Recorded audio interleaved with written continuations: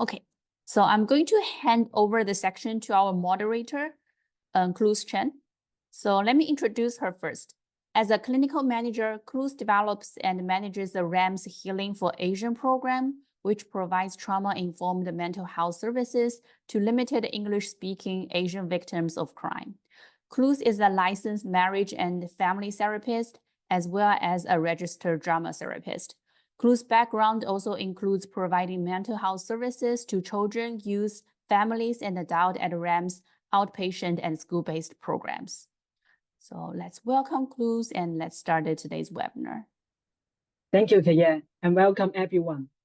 In this webinar, we will further explore the impacts and approaches to address intergenerational trauma within Asian Americans and Asian immigrant communities, with a focus on the experiences of Southeast Asian communities. We will discuss the unique historical context, experiences, and personal narrative related to Southeast Asian intergenerational trauma, and learn about culturally sensitive practices used to promote healing for Southeast Asian youth and across generations. Please join me welcome our first speaker of today, Mory Chhom. Mory Chhom is a first-and-a-half generation Cambodian American born in a refugee camp in Thailand, raised in Modesto, California, and has called the Bay Area her home since the last 2 decades.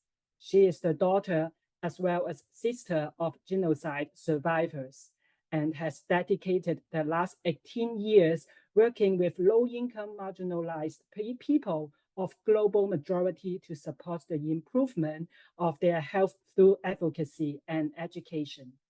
She serves on the board of directors at the Center for Empowering Refugees and Immigrants and the Health Promotion Practice Editorial Board, and is currently the Director of Population-Focused Prevention Early Intervention at RAMS. She holds Master in Public Health, and in her free time, she enjoys hiking and camping in Northern California, bicycling with her family, and she is a huge fan of cooking, dancing, and collecting records. Mory, this is the time for you. Thank you so much, Cruz, for that welcome. Hello, everyone. Thank you so much for joining in today's webinar and taking the time out of your, what I trust, very busy schedule to join us in hearing me speak about my personal and my professional experience as it relates to behavioral health services offered, as well as utilization of. And I also want you all to note that while I am Cambodian, my family background is Cambodian, please note that these are my own Khmer and Khmer American experiences. And experiences of many Cambodians that I grew up with in the United States. And while we do identify as Cambodian or Khmer, we share very similar experiences with our Southeast Asian friends and neighbors and family members.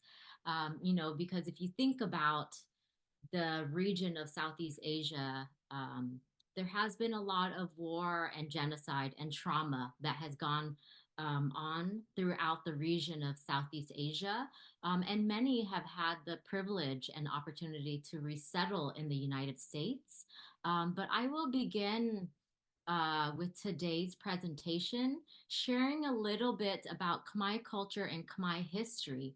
And the reason why I think that this part is important is that in order for us to really understand intergenerational trauma and thus the healing journey, we first must understand history and culture of whoever it is that you're prioritizing in your services. And so, you know, navigating life as a young person is tough. It's even tougher when you consider the intergenerational trauma that has been passed down from your ancestors, from your family, without the right protective factors to really support them and helping them to process and cope. And so when I go into this slide here, I don't know how much our audience is equipped with as far as knowledge of the Khmer culture, very similar, Southeast Asian culture, to our history. But just to give you a little bit of a background information is that 75% of Cambodians practice Buddhism. And one of the values that are highly recognized and practiced is paying respects to our ancestors and pay respects to our parents and our elders and trust in their wisdom. And so there is some hierarchy here. And then also with marriages, I think that my mother's generation and perhaps even my older sister's generation, while it still continues in my generation today, it is less common, but arranged marriages were very much the way in which a man and a woman is united together and to start a family. And so women have very specific roles. They're groomed at a very young age to be ladylike, to be feminine, proper, and to ultimately be a good housewife. And then when they reach a certain age, and it's usually after maybe high school graduation, the parents arrange for them to get married. And it's usually with a man whose family is in close relationships, friendships, or connections and ties with the bride's family. And when they get married, usually the bride moves in with the man's family. But after decades have passed, times have changed. But I think that this is an important aspect of our culture to understand because it informs some of the differences culturally when we think about Eastern and Western. So for example, once they're married, the husband works, earns the income for the family, puts food on the table, and ensures that the family has everything that they need. The wife ensures that the children and husband are groomed, the house is clean, laundry is washed and ironed, and food is prepared, as well as managing other household responsibilities. And then more than likely, the wife is who is in charge with the finances. So make sure all of the bills are paid, make sure that they have a record of expenses and other roles as it relates to money management. In children, usually at the younger age, the expectation really is to study hard and then to help parents around either the house or the father around like the yard. But ultimately, it is the role of the children to love, respect, and obey their parents. Now, many families co-sleep with their children. It actually was confusing to my mother when I first had my child in the United States here about 6 years ago, that I put him in his own crib or in his own bedroom because our cultural norm is to have your child co-sleep with you. And so they sleep with you, you coddle them morning, noon, and night. And when they're sleeping or participating in other activities, then you do your other responsibilities as a mother. But children are actually coddled and nurtured until late elementary school. And then after elementary school, they are expected to take on more responsibilities around the house. And that includes the domestic responsibilities such as cooking and cleaning. And other values placed in our culture is, the social focus is on family first. And as I mentioned, the elders are respected and not questioned. And some things that are common is physical discipline. In Cambodia, it is absolutely normal to discipline your child by physical matters, so a spanking or like a chopstick, and they tap the hands or they hit the hands. But and that is something, I think a lot about when working with newcomers, is that that may not be shared with refugees who are resettling in the United States. While it is against the law to, hit your child, CPS will be called on you.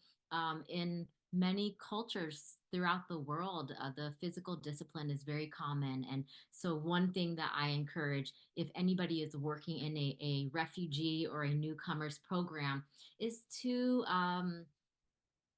educate, provide some information, and share about some of the practices that are unlawful when it comes to disciplining your children, so that refugees and immigrants who have newly arrived in the United States are aware of this.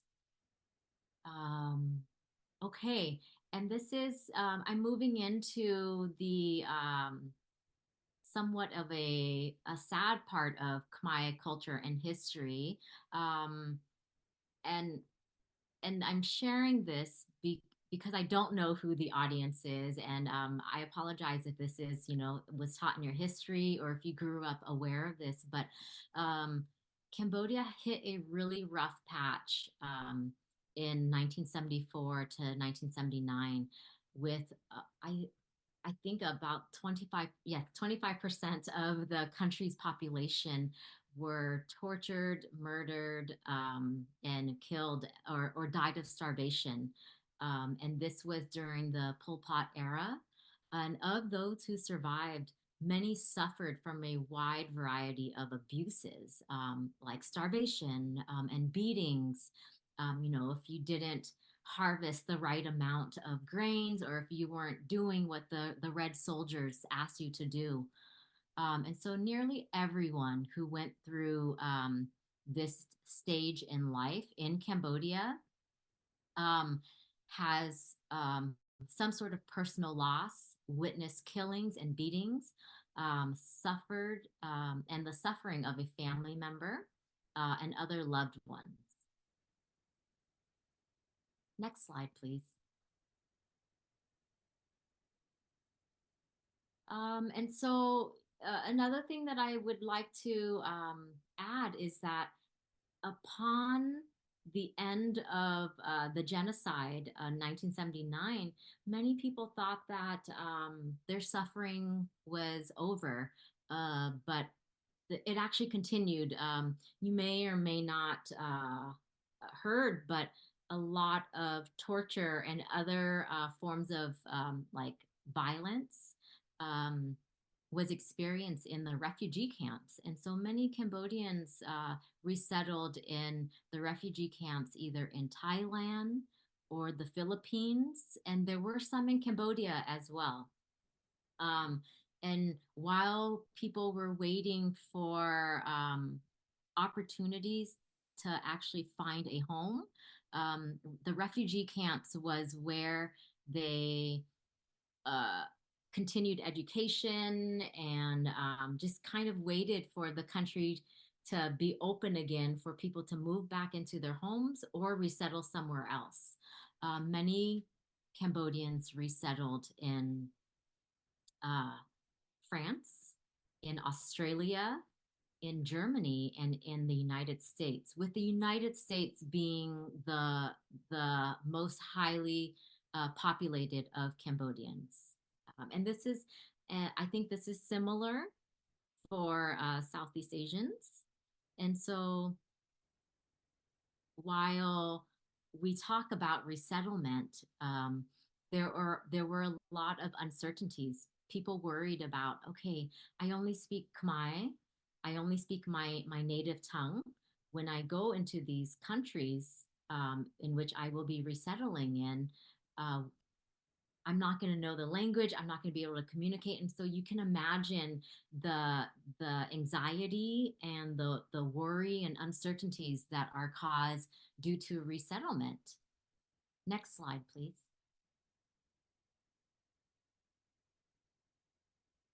Now I'm going to go into some of the challenges around resettlement into the United States. I don't know what resettlement was like in the other countries that I mentioned, but from my own personal experiences, my friends and families and neighbors and the larger Cambodian community that I call mine in Modesto, California, some of the things that we noticed was the challenges that came up included the inability to speak English. There was no income. The navigation of a new country, a new society without speaking any English, you can only imagine. And so we rely on the programs, the resettlement programs, the newcomers programs that that are offered to help provide you with the tools and all of the resources that you really need in order to resettle successfully. But that wasn't the case. I think that while there were a lot of good intentions, when my family resettled, it was in 1981 in February. And it's without taking to the consideration what my parents and my aunts and uncles, our neighbors went through, and how and why they fled the country. And so many of them suffered with undiagnosed severe mental illness, such as PTSD, major depression, amongst many others. And then also there was mistrust in the government, because I don't know how much people are aware of how the Red Soldiers took over, but these are Cambodians who killed and tortured Cambodians back in our home country. And what had happened was there was this promise of a better future once the Vietnam War was ending. But instead, the government who came into reign and into power lied to so many people that it has caused this a natural response to not trust government, because the government back in my home country lied to me. And as a result, many of my family members were killed and unwell to this day. And so I think that other challenges, I already shared, it's the limitations in culturally and linguistically appropriate services and programs to be intentional with what the needs are of in order to support the newcomers. Next slide, please. Yeah, and so, upon resettlement, many people are still hurting, still mourning the loss of their family members and their loved ones. And if you can imagine all of the stressors combined between the traumatic events that happened back in their home country, the stress that comes with acculturation, assimilation, and then also, again, navigating a country and a society that is so foreign, and you don't speak the language, you never got a 101 on how to be American and how to navigate the various systems and our government. Next slide, please. And again, I mentioned this already, but some of the challenges was trying to sweep all of these severe mental illness under the rug, and trying really hard to forget what had happened so that you can move forward and move on with your life and create a better life. But as a result of the unaddressed mental health illness that were severe, and people were trying to hide it and cover it up with a smile on your face, or, oh, if I ignore it and I forget about it, it will go away. But I think that I think we all know that that's not the case. You know, everything resurfaces.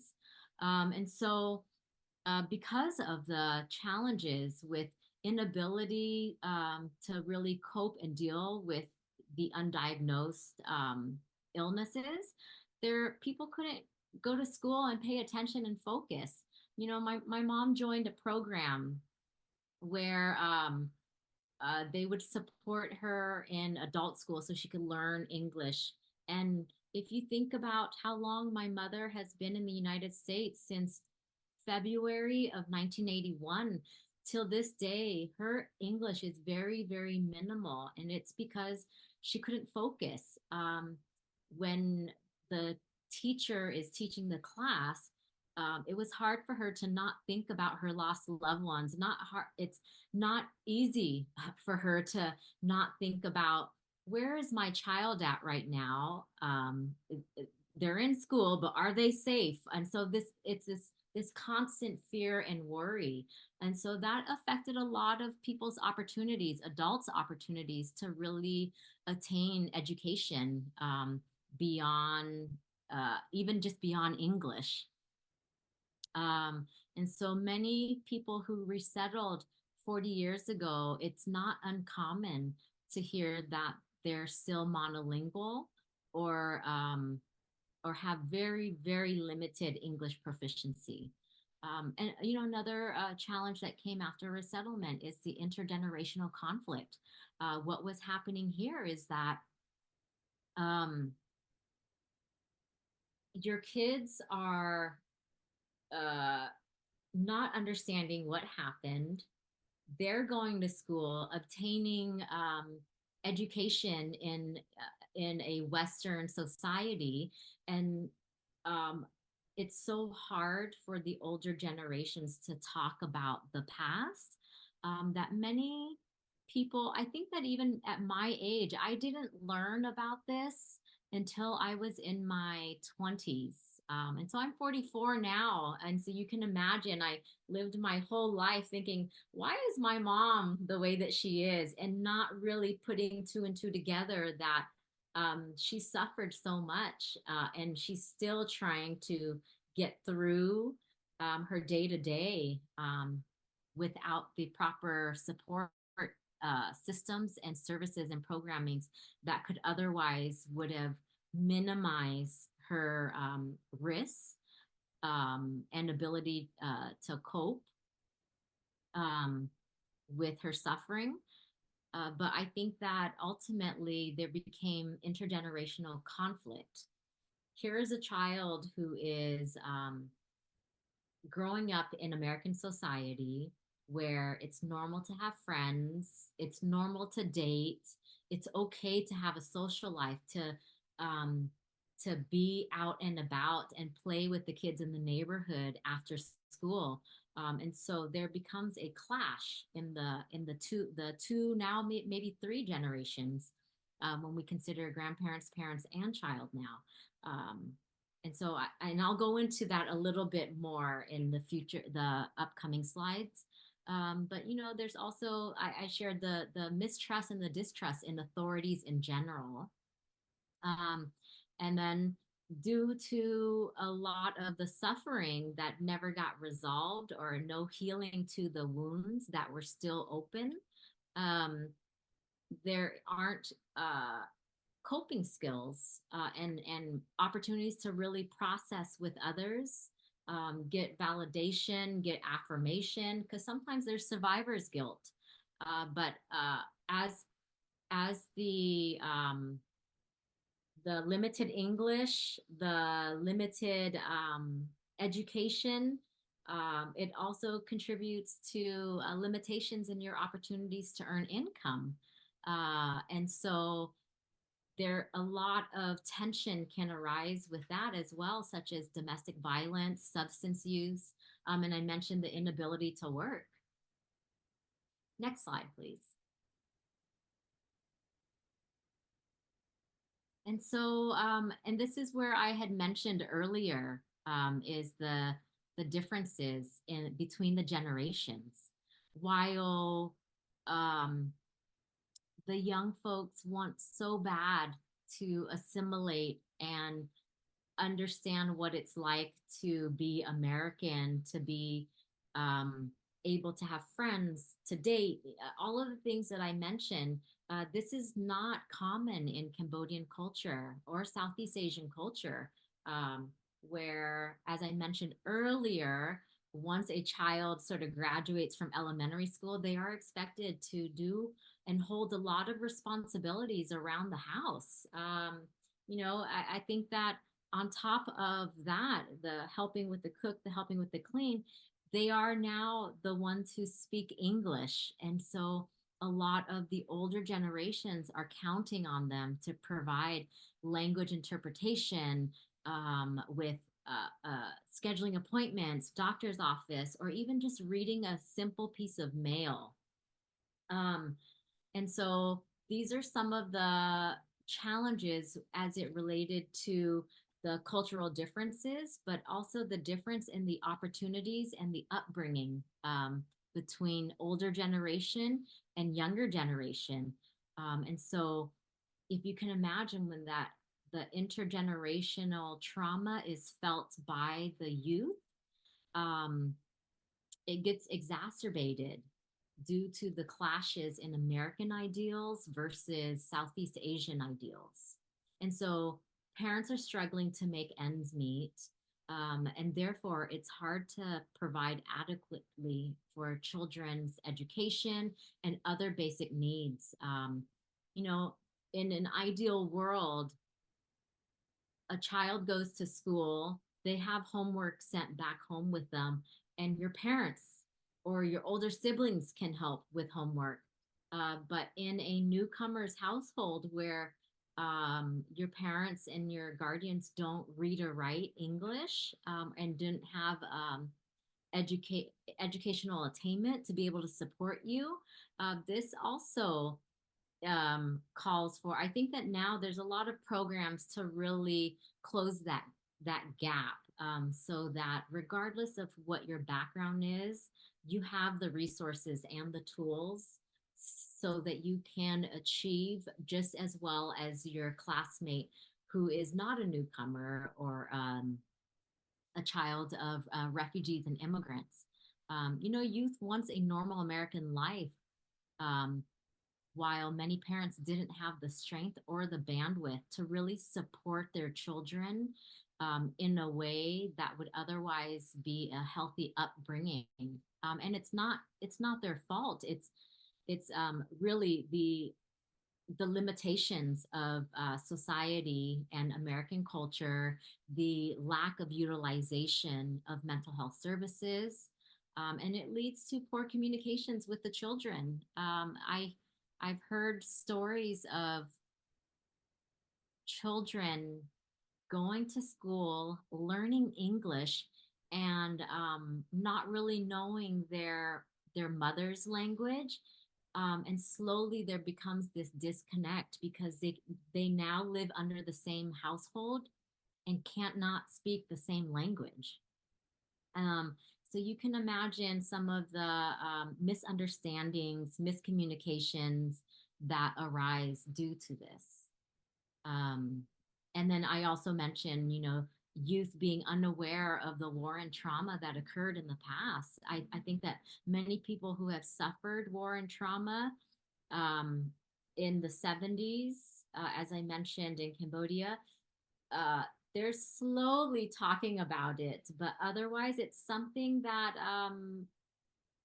I didn't know that I should have asked when I was a child.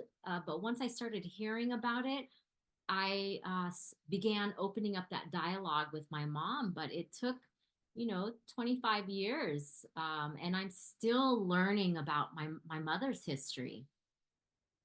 And it is really their inability to open up in fear of what will happen if they're revisiting all of this past trauma and all of the atrocities that occurred during war and genocide. And so I think that this is something that programs that are supporting refugees and immigrants and newcomers should also understand.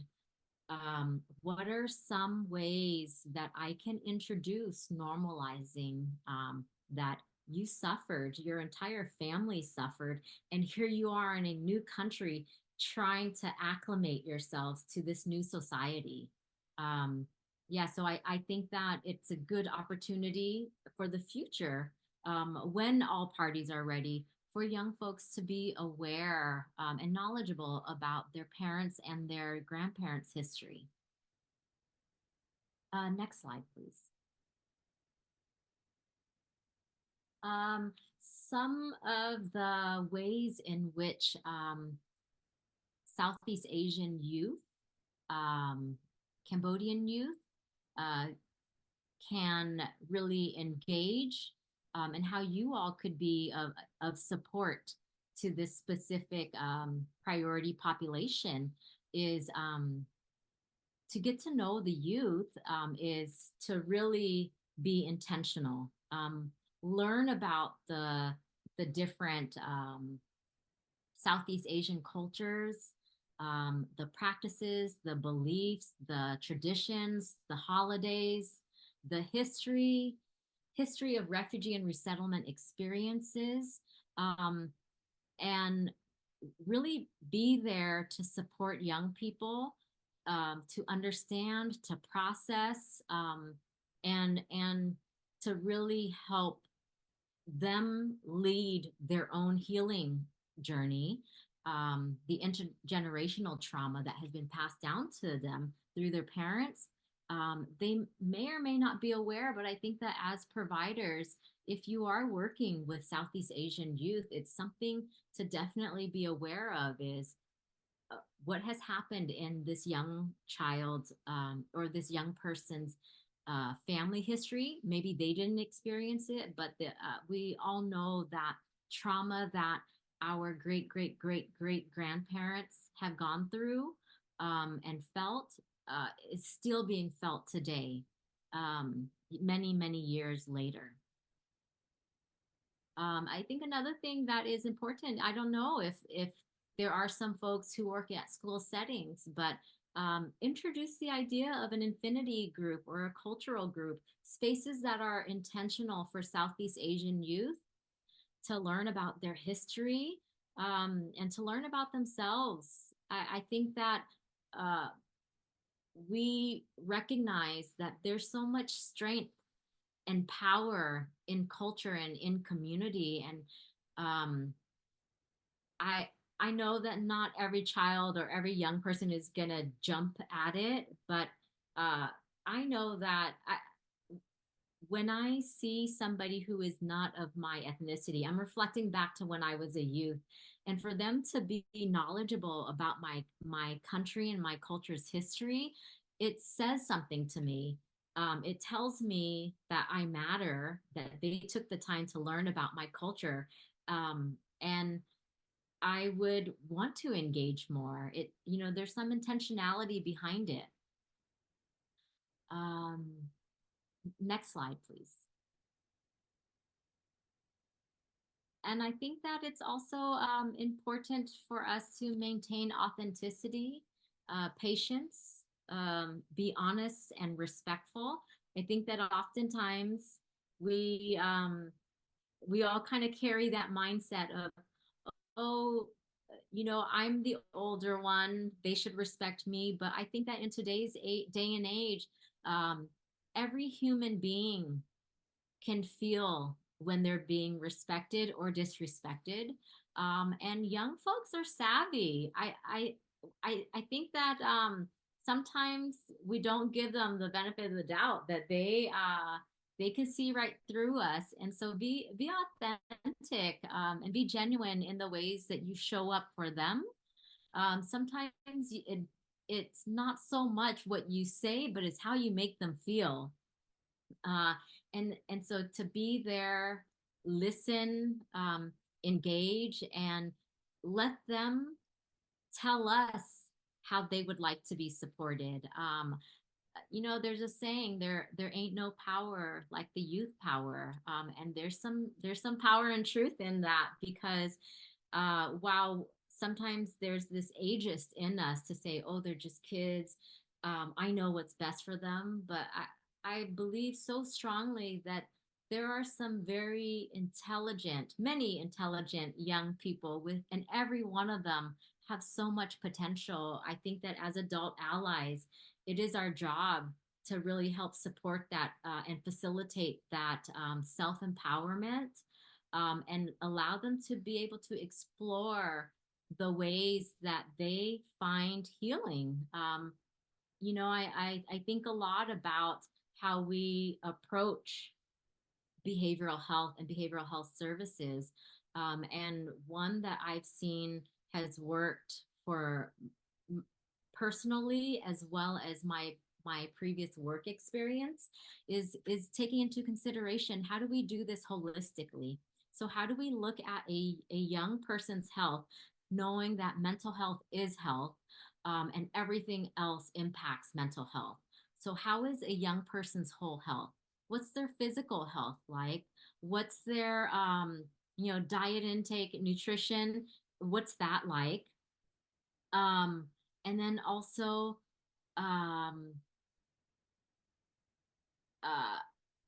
what are they doing for physical activity, for fun? And then how are they grounding themselves? And so I think that it's important that we listen to our young folks. They have some great ideas, and so much potential. And I think that we owe it to ourselves, and we owe it to them to be good, active listeners. Next slide, please. Yeah, and I think that it's also you know, something that I thought about today is the fact that you all are here today as we talk about Southeast Asian youth. It's a testament to me of your interest and your priorities and your investment in being able to understand the different strategies, because you care about them. And so I think that this is certainly a testament of your own priorities and your determination to be engaged and to learn. And it's important that in getting to know young people, some things that have helped me build a trusting and a safe environment with them is by demonstrating it, to let them know that it's okay to be vulnerable and show vulnerability. Oftentimes, you know, sometimes they say, oh, you're the facilitator, or you're the adult here, or you're the professional here. You don't need, you're here to listen to them. But sometimes young folks don't want to open up to you if they don't know about you. And so it's important that for as much as you're wanting to get to know them, they probably have the same curiosities about you. And for me, I think it's important for all of us to be comfortable in being vulnerable. And just like any relationships, you know, it takes time to become open and to become trusting. And so if you're working with young folks and it just feels like you're coming to a dead end or a roadblock, don't give up. Just be patient, and try other strategies that includes their voice and their leadership. And some of the ways that I've found helpful in really helping to bring the generations together is really inviting them to plan for activities together.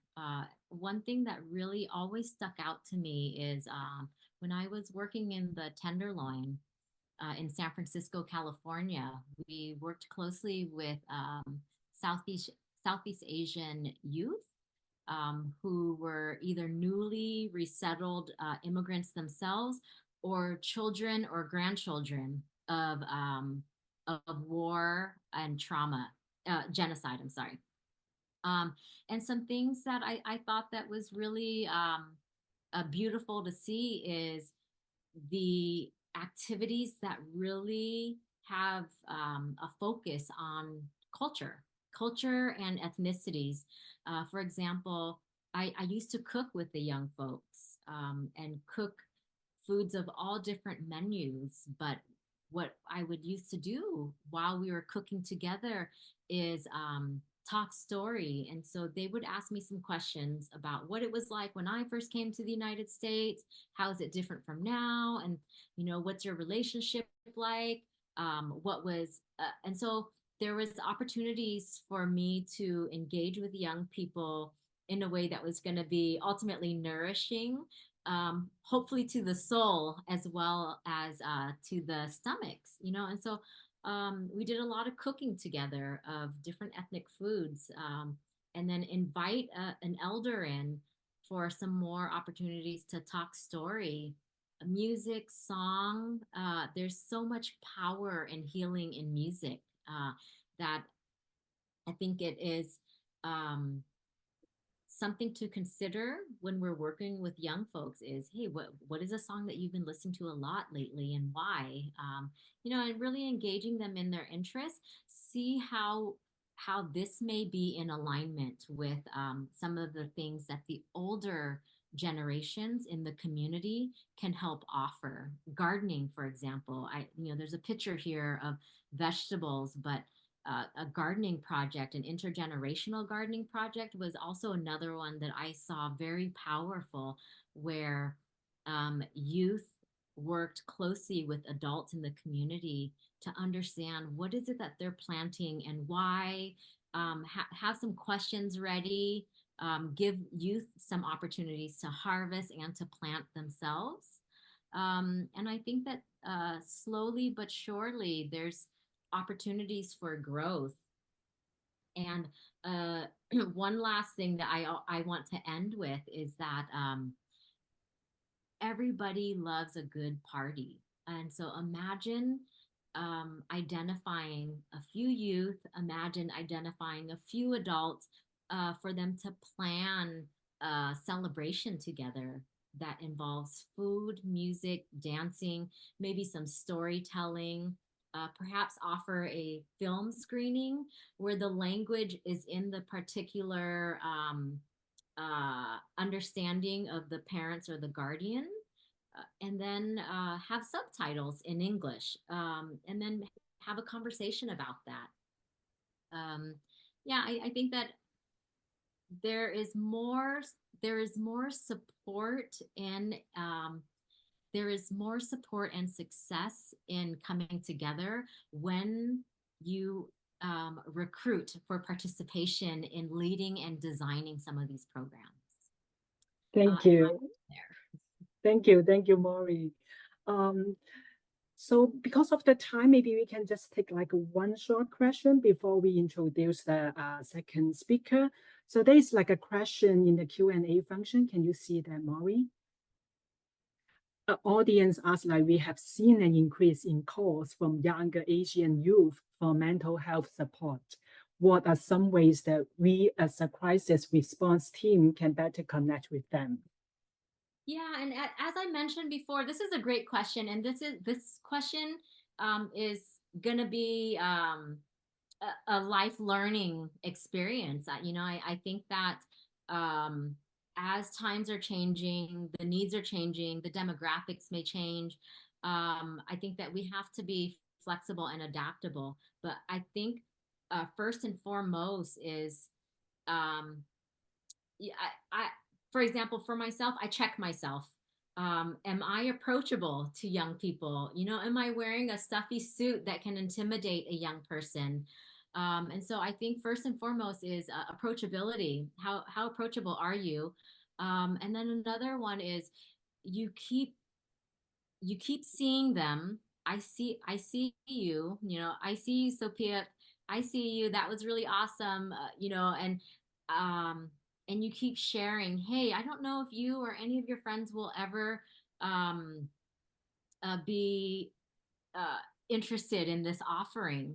But I think that there's still some stigma around mental health support. You know, there's talks about, oh, you're weak if you need help, but that's not true. I think that it's worth identifying some folks who have gone through the services and the programming, and have come out well and received some benefits with, as well as be equipped with the coping skills, to be able to be the champion and say, hey, I went through these services, and here are some of the ways in which I have been able to cope and to address some of my challenges. And so I think it's relatability.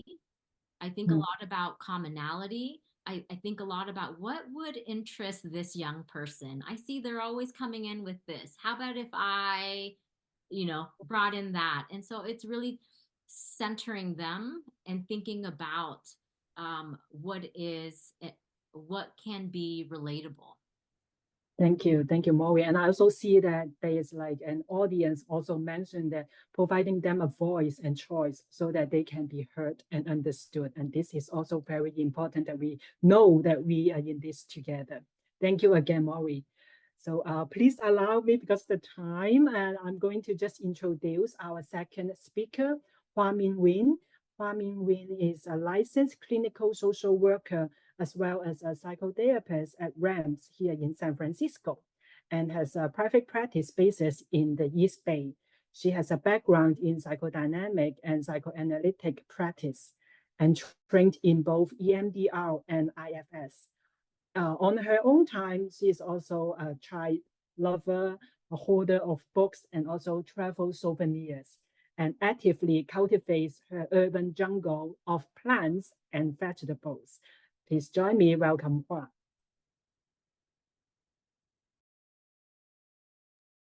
Hi, everyone. Thanks for the introduction. Okay, thank you, the Lotus Project, and everyone for inviting me here to speak today. So I will be talking about intergenerational trauma, the clinical practice, working with Southeast Asian communities. Next slide, please. So before we begin, I just want us to take a deep breath in, because there's a lot of information that Mory have shared, and I know that we're all here because we're eager to learn. So just be mindful that, these informations, even though it's a lot and some of the information is very tough to hear and sensitive, but just be very kind and very patient with yourself. Check in with your parts to see what's coming up for you. And, I'm happy if you can share it later if we have time. Next slide, please. Just an overall review of intergenerational trauma. And this is the the research literature that's coming up. In 2021, in Germany, they did an interview at refugee camps, interviewing youth and see what kind of symptoms are showing up for individuals and families that are experiencing displacement. So I know this is a very colorful graph, but just notice just the numbers and the bolded lines. The next slide is a list of the ones that it's just the same photo, but it's a list. So you can see that in a sample of over 300 refugee youth, the most prominent symptoms that are coming up for them is for depression, it can range from loneliness, thoughts of resignation, sadness, interpersonal alienation, and diminished pleasure. And alongside with PTSD symptoms, there's intrusion of pictures and thoughts, concentration issue, strong emotions, enhanced nervous reaction, avoidance, hypervigilance, and sleep issues. And so just kind of think about how, if you're working with youth and they have parents who have experienced resettlement and having to be placed in a refugee settlement camp, these are what, their parents may or their grandparents may have endured or experienced. And just think about how did they cope with those behaviors and symptoms. Next slide, please. again, this is a refresher on the effects of intergenerational trauma and the trauma transmission. So, with there's a lot of research that's coming out that says that youth and adult children of parents who experience intergenerational trauma, they have higher life prevalence of rates of PTSD, mood and anxiety disorder, higher levels of clinical post-traumatic symptoms and secondary traumatic stress, lower general positive mood, great perception of taking on parental pain, burden, or responsibility for survivor parents' feelings. And I just want to know that this is what I've seen the most in adult patients, that, this idea of parentified child, like they take on, as a child growing up, taking on parent responsibility, like the ability having to transcribe, interpret for them, answering calls, and duties that the parents should be taking on, and they themselves, because of language barriers, they end up having to take on that as responsible at a way early age of their development, and also more likely to have experienced emotional abuse and neglect. And just drawing the line that because from what Mory has mentioned, that parents who experience resettlement in a brand new environment can experience distress and relational dynamic within their own relationships. And so as their children, as youth, witness their parental conflict, they take on a lot of that anger and aggressions, and internalize the idea that, oh, I am bad, I'm not worthy of being loved because my parents are fighting.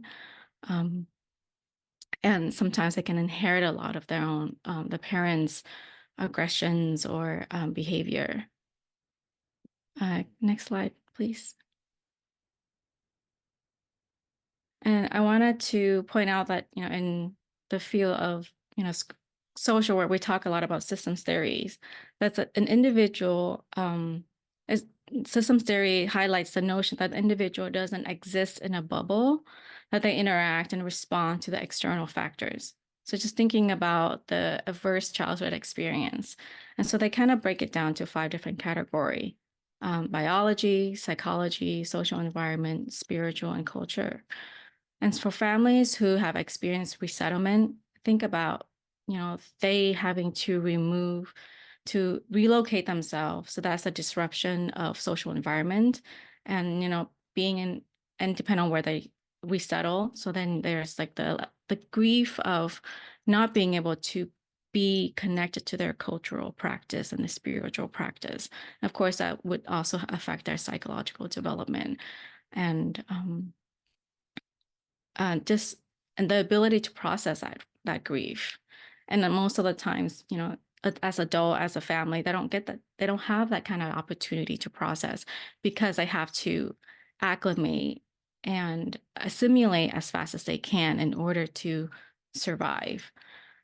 I know that we won't have time to dive into a deeper discussion, and so I just wanted to go over presentation of working with youth who may experience intergenerational trauma. And and this is just a list, and it definitely can be longer, but I want you to simplify it. I want you to think about it as a spectrum. On one end of the spectrum, the child can be very expressive of their emotions. It can be aggressions or anger. And I want to be very mindful that anger is often misunderstood. It's like their reaction to, hey, stop hurting me, stop what's happening right now because I'm in pain. And the other end of the spectrum can be seen as timid, guarded, very reserved, dissociation, difficulty concentrating. And I wanted to point out the academic performance. Oftentimes, we just assume that, normal is happy, and we also assume that grades as indicator for the presence or the absence of distress.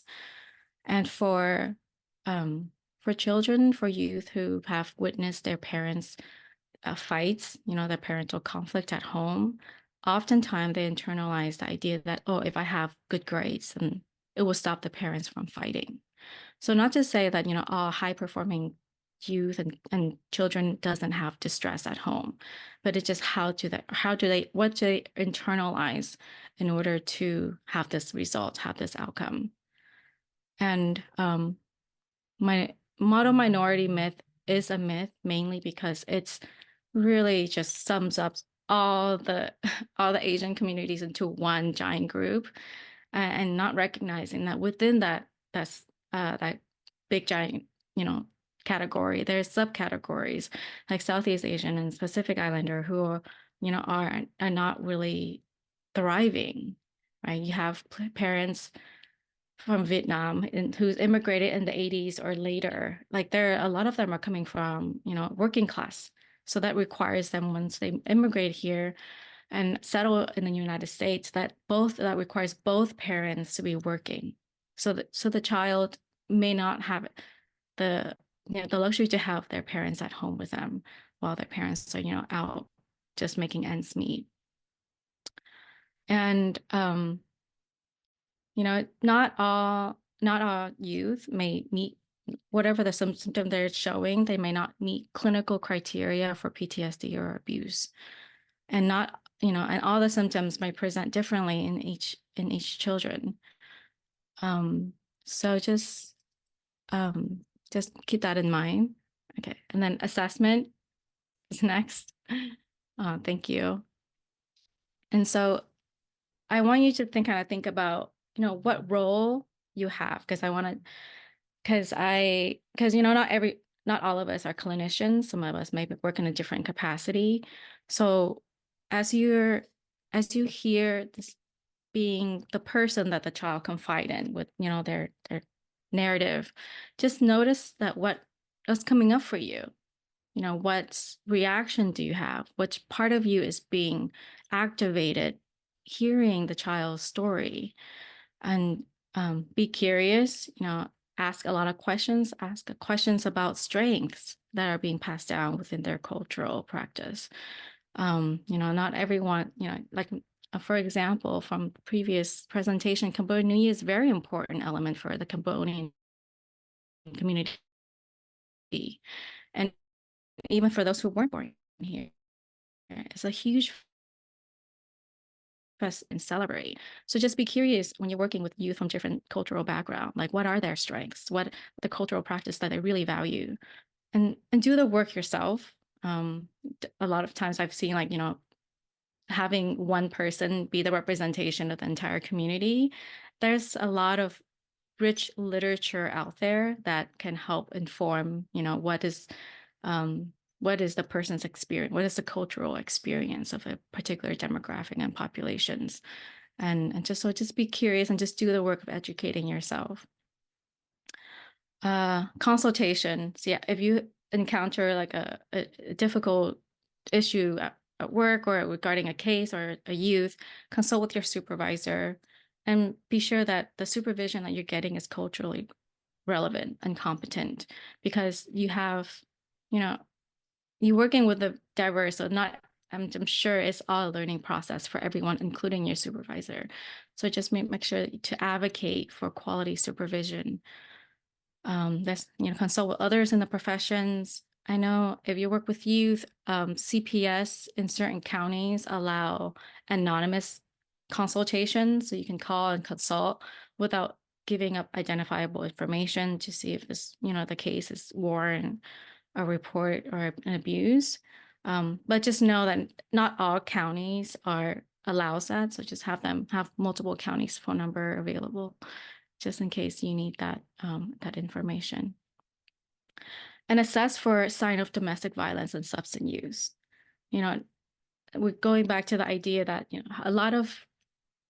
when an individual going through a lot of distress of acculturation and assimilation, how are they coping with those distress? And you can see that substance use is like a very common and the easiest way. Not everyone who drinks have experienced domestic violence in the home, but a lot of folks, families who have domestic violence have a higher prevalence of substance use. So I just wanted you to keep that in mind. Ultimately, it's about child safety. And if a child witnessed domestic violence is technically psychological impact on the child development. So I think that's really important to keep in mind. Next slide, please. And finally, intervention. I believe in relationship building in my own practice and outside. I think in order for any sort of intervention to work, there have to be a relationship. There has to be trust. There has to be a sense of safety. So if anything goes, it's all about a relationship. And even trauma is a rupture of relationship. Trauma, childhood trauma and intergenerational or relationship wounds. As a child thinking, can I trust this person to not abandon me?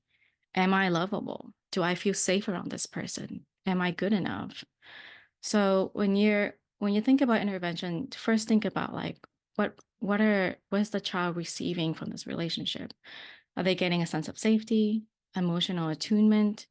Do you recognize what the child is feeling and what's coming up for them? And just be aware of the parts in us that wants to fix it. The tendency to when we hear something bad, be the witness of something horrendous, there's a part in us that wants to make it go away, that wants to make it better, right? And just but it can be very impulsive too, unless we really understand the situation and what's going on. So it's really important to kind of slow down and hold space for the child and for yourself before being reactive. And be curious about the cultural and what is each the cultural background and the family practice, what is it coming up for them, what are the challenges that the parents are experiencing versus coming from a position of educating, oh, this is how we do things here. I think it's safer to say just being curious of what is going on, what are the challenges. And I put in the village model because, in a lot of Southeast Asian communities, whether it's their parents, grandparents, or great-grandparents, just remember that a lot of folks are coming from small villages in their their homeland. And small villages, you're looking at the village model where everyone take care of each other, looking at yourself outside of the nuclear family beyond. So, if you wanted to support the child, you have to support the parents as well and promote community, a sense of community and mutual aid. And, from the vignette earlier, Jay's family, I think a lot of their survival and success is from being connected to their Khmer community. And they were able to receive a lot of support. Even her mom, who doesn't speak, fluent English, was able to have a connection to her culture and her friends. So I think it's really important to recognize, how can we provide a sense of a community, a village model for the child? Because if you're working with a child directly, you're part of the child's community. So just recognize that. And looking at mandated reporting and CPS, I think, yes, each person, whatever your role is, just know that, just be aware of your mandated reporting duties, because ultimately it's about the child's safety. But I just want to acknowledge, CPS is an entity with legacy of white supremacy. It is an entity that can actually comes in, interrupt, intrude upon, and even break up a family, as with, in the name of the law. So I just want to be very mindful that, what are you doing when you consult CPS and file for a report? So when you do file a report, make sure there is actual signs of abuse and evidence. And also recognizing that, CPS as an entity has a lot of limitation. I've heard, reports of a child being removed from their immediate home to be replaced somewhere else, where it's not completely conducive for them to grow and thrive either. And I know that, just yeah, you have to follow your guideline, but also know that CPS as an entity has a lot of room to grow, which brings back to my last point that you're not alone in hearing and witnessing a lot of the child's experience. I know it can feel alone because, you know, you're the only person that the child might confide in, but you don't have to feel alone. And that's why, like, an intervention doesn't have to be just direct practice with the individual child. It can be meso, which is more on a community level, like talking to CPS directly and finding your allies within that agency, and really advocating for a more culturally responsive approach, and also macro, meaning like you can being on the front line and direct experience with all of this, you know, folks, and you're seeing a pattern. How can you improve, like make policy change to support the families and the child? Finally, I just want to end on the note that, you know, thinking about this community, like they coming from a collective mindset, right?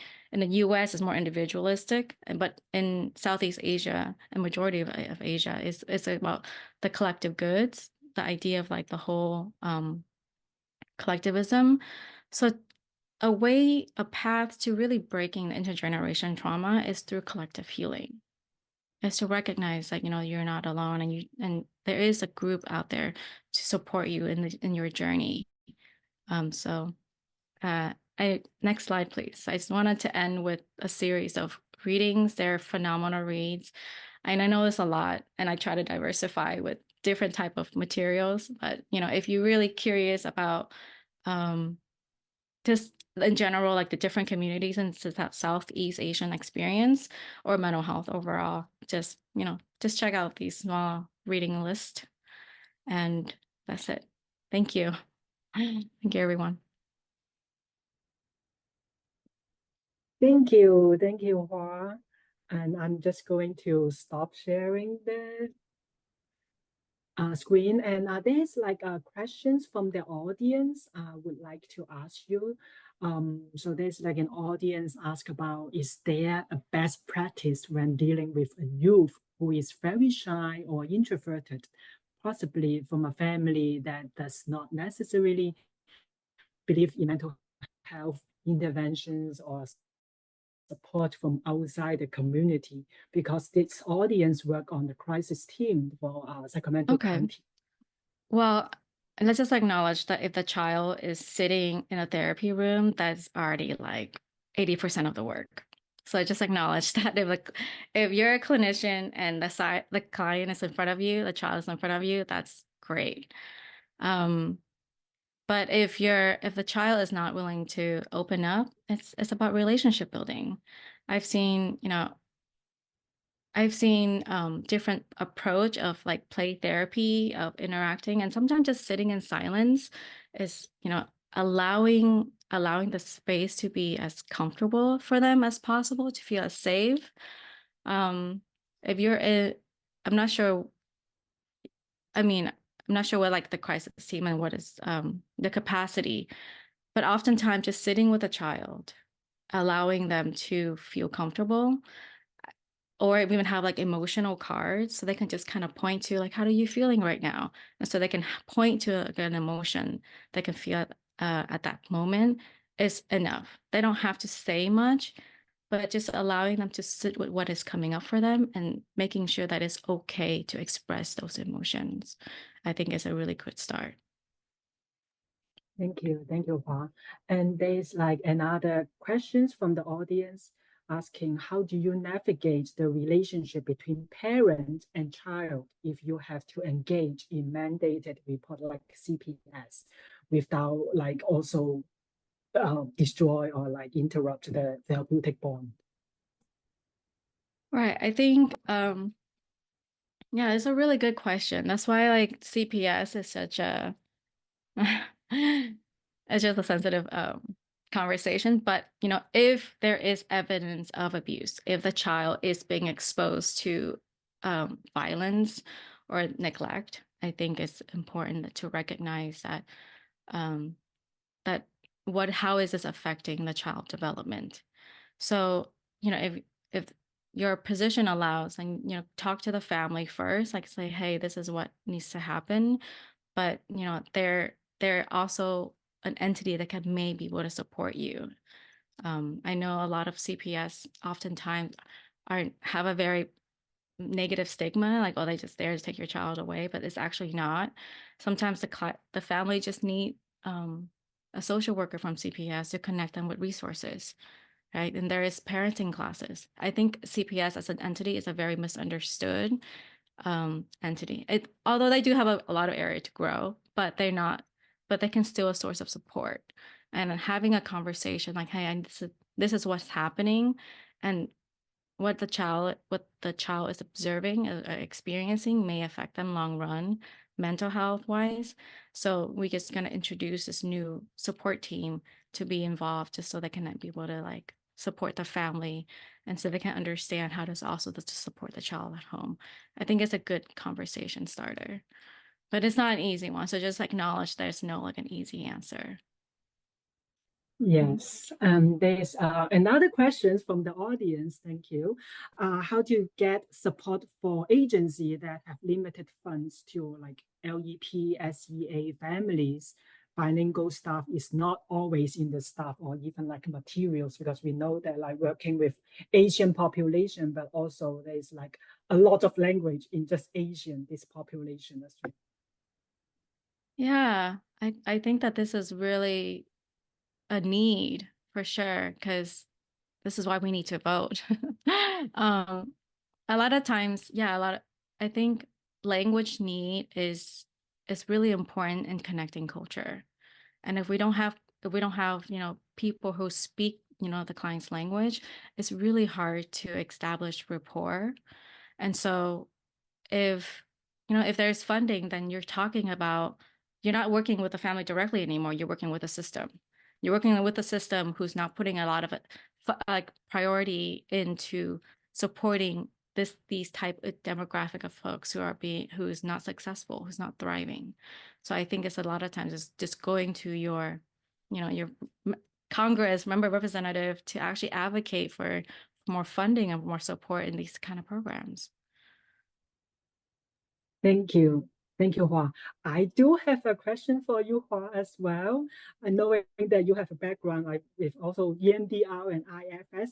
I do want to know more about like maybe IFS, like how you integrate this approach in your work, like when you're supporting clients to address intergenerational trauma, and if there's any more information about that. Thank you. Right.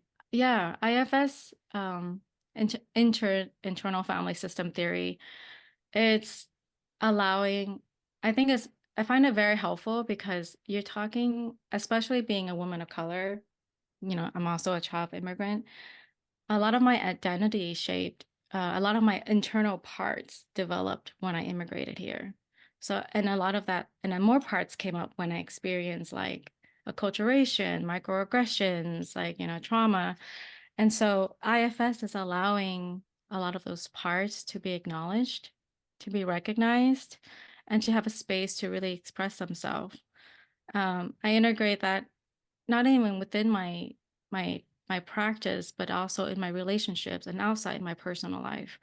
It's recognizing that it's all of us, everyone has our own internal parts, and is how do they get activated in us. Like even just attending this webinar and listening to Jay's vignette, like I'm sure a lot of your parts get activated when you hear these experiences coming up, and especially your parts when you hear your own clients sharing horrific story that shouldn't be happening to them at all as a child. So just recognizing that these parts, like how can you build a relationship with them and not push them away and not ignoring them, because that's avoidant, but just to just be more curious of what these parts are telling you about yourself, being in the present and being witnessing to all these different narratives. Thank you, Hoa. And also, I also want to thank you, our first speaker of today, Mory Chhom, as well. Thank you for your presentation, and also thanks the audience really asking good questions today. Here comes to the end of our webinar today, but I also want to pass the time to Kaye so that she can also have some logistic announcement for our future webinars and workshops, maybe. Thank you.